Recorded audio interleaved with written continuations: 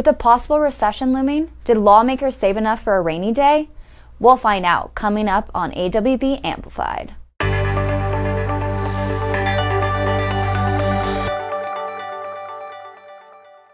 Both Senate and House budgets for the 2023-2025 biennium are out, and the reviews are mixed. The good news is that both budgets do not introduce or increase any major taxes on employers. They limit spending increases to 8%, which is lower than the average increase over the last 20-plus years prior to the pandemic. But the bad news is that neither budget puts enough money away in the reserve account for Washington to weather an uncertain economic future. The Senate is proposing a $69.4 billion operating budget, leaving $3.6 billion in reserves. The House proposal spends a little more and saves a little less, leaving only $3.2 billion in reserves.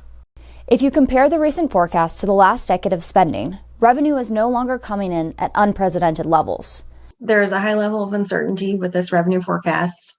Right now, it looks like revenues will be continue to be moving up, but it's possible they will decline at some point in the future, perhaps the near future. An economic downturn is likely, and we need to prepare now. As much as possible, states should be increasing the amount that they deposit in reserve accounts. Other missed opportunities in this budget? Yet again, lawmakers balked at easing the burden on employers. Employers continue to supply nearly half of our state's income through sales tax on business purchases, property tax, and business and occupation tax. And they're talking about raising the real estate excise tax, or REIT, at the same time they're looking for ways to address the state's housing crisis. This doesn't make sense.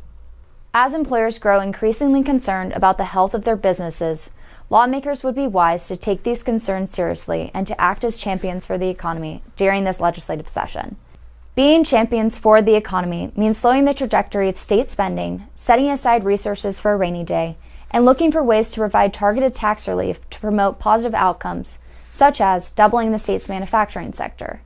If you have any questions or want to learn more, email me at emilys@awb.org or call 360-943-1600. Thanks for watching.